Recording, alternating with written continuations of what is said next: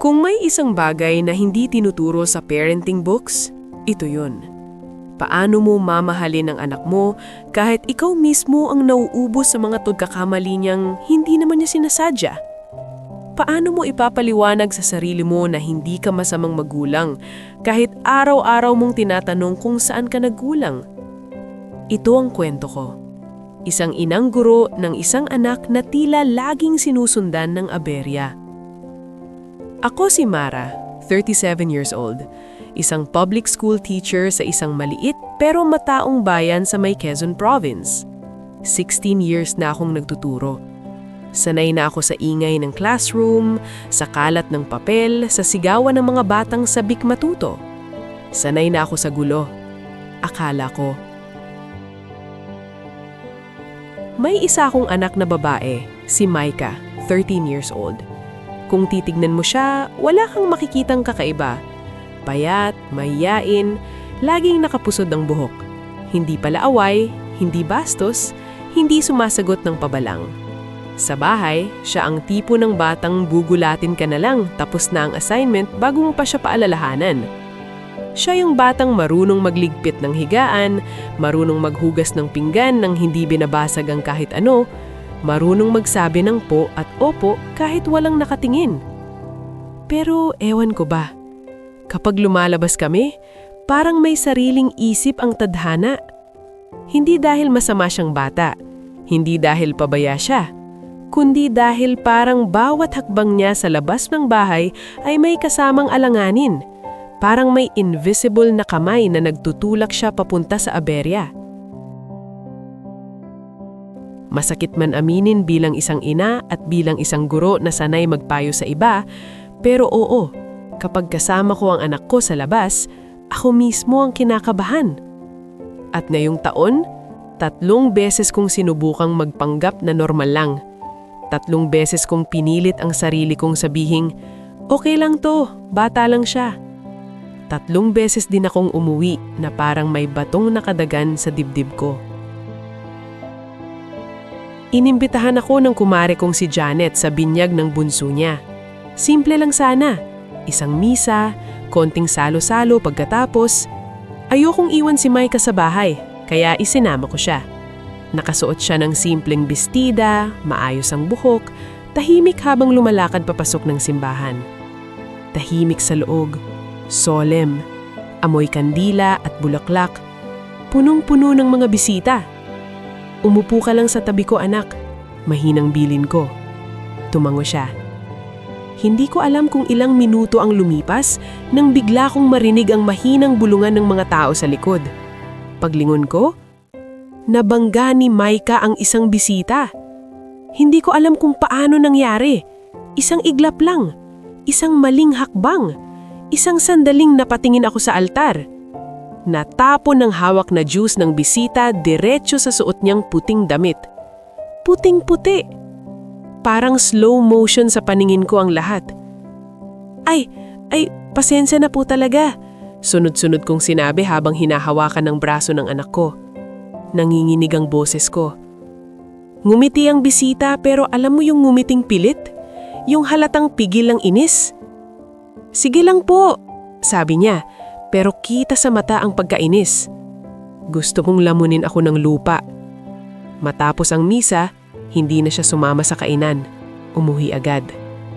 Nilapitan ako ng kumare ko, sinabing okay lang daw. Pero kahit sabihin pa niyang okay lang, ramdam ko ang hiya na parang may humigpit sa dibdib ko. Sa sasakyan pa uwi, tahimik si Micah. Ma, mahinang tawag niya. Okay lang anak, mabilis kong sagot kahit hindi naman. Ilang buwan ang lumipas, birthday naman ng kaibigan kong kapag-guro. Buffet ang handaan, maraming pagkain, maraming tao. Ma, ang daming food! Tuwang-tuwang sabi ni Micah. Ngumiti ako kahit may kaba na sa loob. Hindi pa tapos ang sentence niya. Natabig ang mesa. Kanin, ulam, sauce, kumalat lahat. Parang may sumabog na plato ng kahiyanan sa harap ko. Buti na lang, may extra shirt akong dala para sa kanya. Lagi naman akong dala. Extra damit, extra pasensya, extra lakas ng loob para ngumiti kahit gusto ko nang umiyak. Sorry po, sabi ko sa may-ari ng bahay. Bumiti rin sila, pero nandun na naman ang tingin. Hindi galit, hindi rin awa. Parang tanong, bakit laging ganyan? Sa loob-loob ko gusto kong itanong din yun sa sarili ko. Akala ko pangatlong beses na, baka wala na. Pero hindi pa pala tapos. Nasa bahay kami ng isa pa akong kumare. Tahimik lang si Maika. Nakaupo, hindi makulit. Bigla na lang, crash! Isang basag ang nabasag. Tahimik ang paligid. Parang lahat napatingin sa akin. Gusto ko nang umiyak. Hindi ako galit. Nahihiya lang. Ma, galit ka ba? Mahinang tanong ni Maika. Huminga ako ng malalim. Hindi anak, pagod lang ang mama. Pero sa loob-loob ko, pagod na akong maging isang magulang na malaging mapapahiya. Ito hindi ko maintindihan. Sa bahay, maingat siya. Walang nababasag, walang natatapon, tahimik. Pero sa labas, parang ako lang ang laging nakahawak ng baso kahit siya ang kumikilos. Ako ang sumasalo, ako ang humihingi ng paumanhi, ako ang napapagod. Kaya nung dumating ang Christmas party sa school, kahit masakit, iniwan ko siya sa bahay. Ma, sama ako, please. Umiiyak siyang sabi. Hindi ko masabing, ayokong mapahiya ulit. Hindi ko masabing, natatakot ako na mangyari na naman. Ang nasabi ko lang, next time na lang anak. Umalis ako ng mabigat na dibdib. Hindi ko siya iniwan dahil hindi ko siya mahal. Iniwan ko siya dahil hindi na ako alam kung paano ko hahawakan ng mundo kapag kasama ko siya. Ang pagiging magulang pala ay hindi lang puro tapang. May takot. Takot mapahiya, takot masisi, takot mapagod. At ngayon, tinatanong ko ang sarili ko. Hindi ba talaga malas ang anak ko?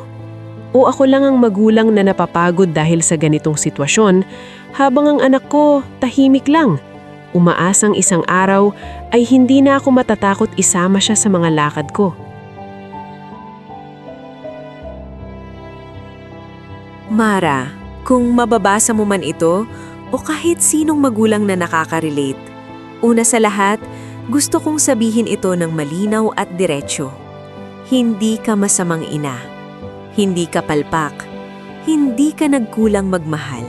At higit sa lahat, hindi malas ang anak mo. Minsan kasi, mas madaling sisihin ang sarili kaysa tanggapin na may mga bagay talagang normal lang sa paglaki ng bata, kahit gaano pa sila kabait, kaingat o karesponsable sa bahay. Ang una mong kailangang bitawan ay ang bigat ng salitang, bakit laging ganyan? Kasi sa totoo lang, walang batang sinasadya ang mga ganitong pangyayari. Walang batang gumigising sa umaga na ang goal ay mapahiya ang magulang nila. At lalong walang batang tulad ni Maika na malinaw sa kwento mo na mabait, manusurin at maingat ang gustong makasakit o makaperwisyo ng iba. Normal lang sa mga bata ang pagiging clumsy.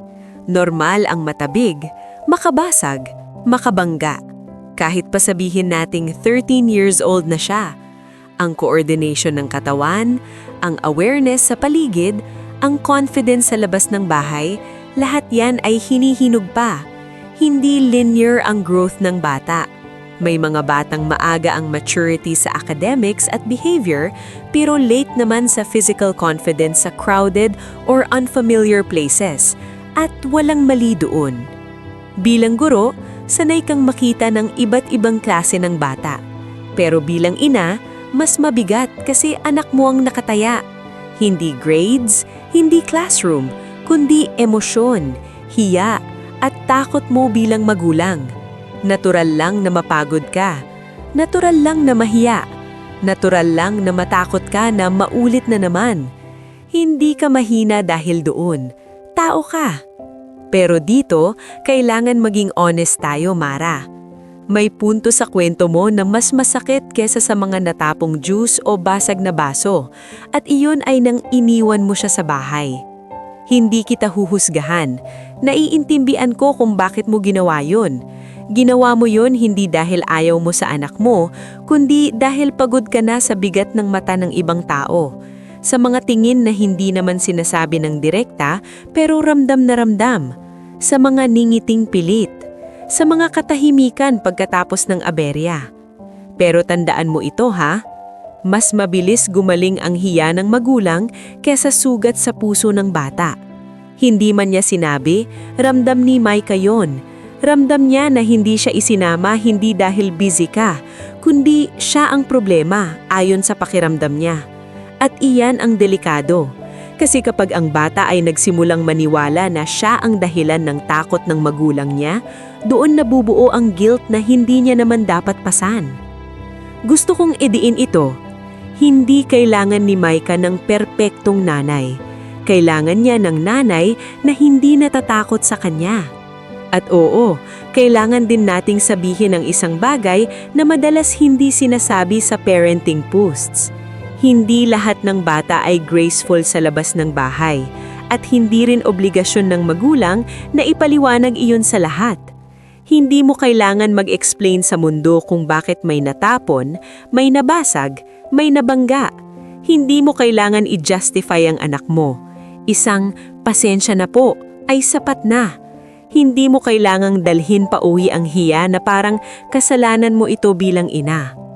Maging honest din tayo kay Micah, hindi sa paraan ng paninisi, kundi sa paraan ng pag-unawa. Sabihin mo sa kanya ang totoo, pero may lambing. Anak, minsan may mga aksidente talaga. Hindi ka masama, hindi ka pabaya, at hindi kita ikinakahiya. Napapagod lang si mama minsan. Ang mga bata, mas kaya nilang intindihin ang pagod kesa sa katahimikan. Isa pa, mahalagang tanungin ang sarili mo. Baka mas anxious ka na sa posibilidad ng aberya kesa sa aberya mismo. Minsan kapag ang magulang ay sobrang kabado, nahahawa ang bata, nagiging stiff ang galaw, nawawala ang natural flow, mas nagiging prone sa pagkakamali. Hindi dahil clumsy siya, kundi dahil takot siyang magkamali. At kapag ang bata ay kumilos sa takot, doon talaga mas maraming nadadapa. Kaya ang payo ko, kahit hirap, subukan mong isama ulit siya. Dahan-dahan, walang expectations, walang pressure. Hindi kailangan ng malaking handaan agad, kahit simpleng paglabas lang.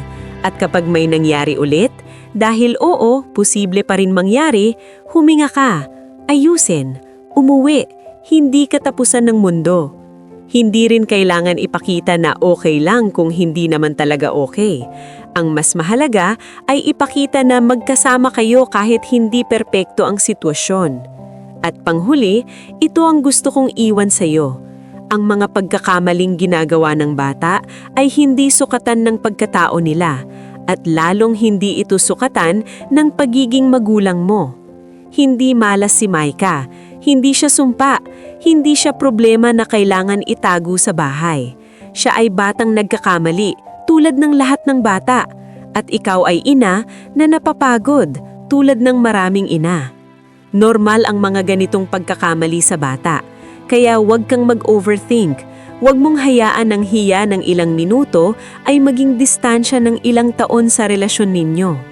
Darating ang araw na tatawanan na lang kayo sa mga natapong juice at basag na baso, pero ang alaalang iniwan siya dahil natakot ka, iyon ang mas matagal mawala. Kaya kung may isang desisyon na babaguhin mo sa ngayon, sana ito yon. Huwag mong iiwan ang anak mo sa takot. Samahan mo sila sa pagkatuto.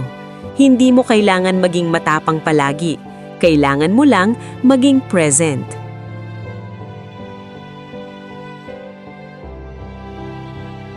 Maraming salamat sa pakikinig ng kwento ngayon.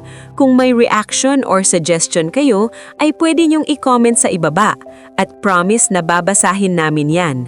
Kung gusto mo pang makinig ng mga kwentong kapupulutan ng aral at inspirasyon, huwag kalimutang mag-like, mag-subscribe at i-click ang notification bell para lagi kang updated. Kung may kwento naman kayo na gusto nyong ibahagi at mapakinggan dito sa page, mag-email lang sa mangalihimnakwento@gmail.com. Hanggang sa susunod na kwento, maligayang Pasko po sa inyong lahat!